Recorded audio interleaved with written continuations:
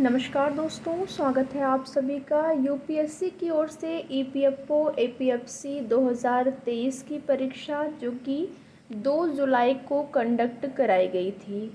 और इसमें बात करें यूपीएससी से एपीएफसी की जो परीक्षा कराई गई थी उस पर पेपर लीक होने का आरोप लग रहा है और सबूत भी हो रहे हैं वायरल। तो क्या रद्द होगी परीक्षा और पुनः कराई जाएगी, इसको लेकर क्या कुछ जानकारी है, क्या कुछ सूचना है। यूपीएससी की पारदर्शिता पर सवाल उठ रहा है। अभी देखेंगे यूपीएससी सीएससी जिसमें कि सिविल सर्विस की परीक्षा, और वहाँ पर आउट ऑफ सिलेबस क्वेश्चन पूछे जाने की वजह से वो मामला जो है वो दिल्ली हाई कोर्ट में, साथ ही साथ कैट में भी चल रहा है। तो कहीं न कहीं ये यूपीएससी की मनमानी ही कहेंगे। तो वहाँ तो आउट ऑफ सिलेबस प्रश्न पूछा गया तो यूपीएससी की गलती थी, लेकिन यहाँ पर जो भी चीज़ें हैं, अगर यूपीएससी एस्पिरेंट उनका ये कहना है कि पेपर लीक हुआ है या फिर जो भी सबूत मिले हैं उसके आधार पर ही अभ्यर्थी कह रहे हैं, ऐसा तो है नहीं कि वो अपने मन से कुछ कह रहे हैं, उनके द्वारा सबूत भी दिया जा रहा है इसको लेकर।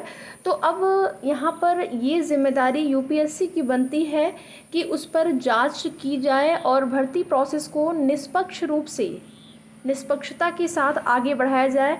ऐसा न हो कि आपकी पारदर्शिता पर उंगली उठे और इसी प्रकार से आप लोग भर्ती को आगे बढ़ा दें, जिसमें कि जो भी चीज़ें, जो भी सबूत वायरल हुए हैं, पूरा पेपर और साथ ही साथ उसको सॉल्व भी किया गया था, उस तरीके से जो है वायरल हुआ था। और 2 जुलाई को यूपीएससी के द्वारा ईपीएफओ और एपीएफसी की परीक्षा कराई गई। तो ईपीएफओ की परीक्षा होने के बाद जब एपीएफसी की परीक्षा कराई गई थी दूसरी पाली में, और आधे घंटे पहले ही, परीक्षा के आधे घंटे पहले ही पेपर और साथ ही साथ सॉल्व पेपर पूरा वो देखने को मिला।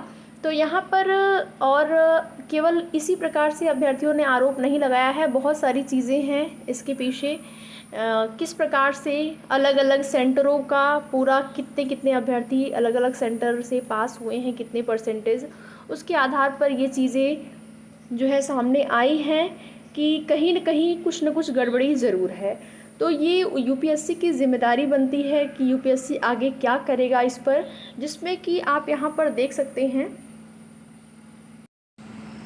यहाँ पर देखेंगे आप, अभी 2 जुलाई को ईपीएफओ, ईओ और एओ और एपीएफसी का पेपर हुआ था। 2 पेपर जो है सेकंड पाली में आपका जो पेपर हुआ था एपीएफसी का, उसके बारे में बताया जा रहा है। हमारे पास इस बात के विश्वसनीय सबूत हैं कि एपीएफसी का पेपर परीक्षा से पहले लीक हो गया था और रिज़ल्ट भी जारी हो गया है। प्रीलिम्स क्वालिफाई किए हुए, यहाँ पर देखेंगे आप लोग, ये आपका यूपीएससी सीएससी का प्रीलिम्स 2023 कितने कैंडिडेट्स जिन्होंने क्वालिफाई किया है, उनका 14,624 कैंडिडेट्स हैं जिन्होंने कि प्री क्वालिफाई किया हुआ है।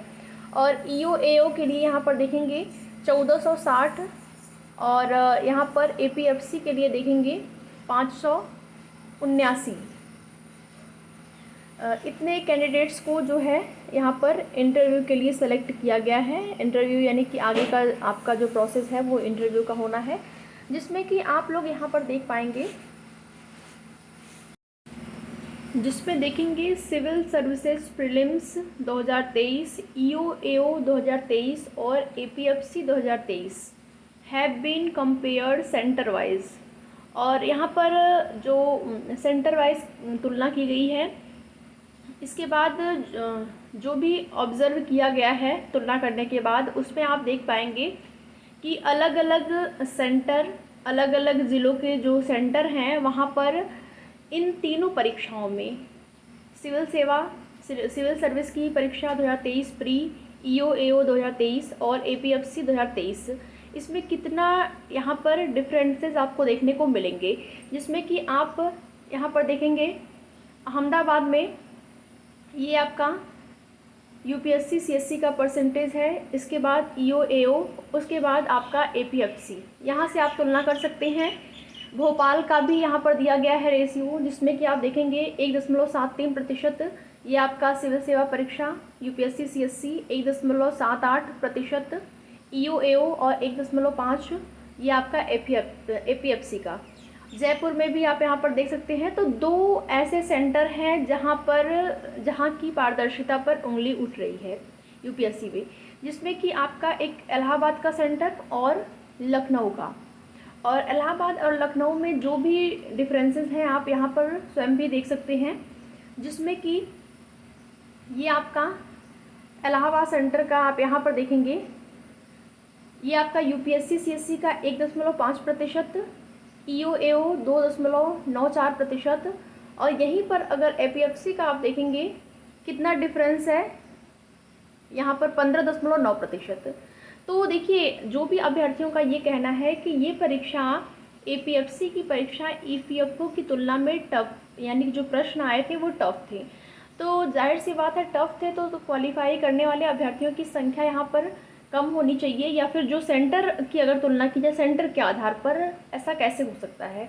तो यही अभ्यर्थियों का यहाँ पर कहना है, जिसमें कि आप यहाँ पर देख पाएंगे ये आपका इलाहाबाद के सेंटर और लखनऊ के सेंटर, ये 2 जगह के सेंटर में ज़्यादा डिफरेंस देखने को मिला है, जिस पे कि सवाल उठ रहा है। अब देखना ये होता है कि यूपीएससी इस पर क्या जवाब देती है, यूपीएससी का क्या कहना होता है इस में आगे के प्रोसेस को लेकर, प्रोसेस आगे बढ़ाया जाएगा, या फिर इसकी जांच करके अगर ऐसा पाया जाता है तो फिर से रिज़ल्ट को रद्द करा के दोबारा रिज़ल्ट, यानी कि दोबारा आपकी परीक्षा कराई जाती है।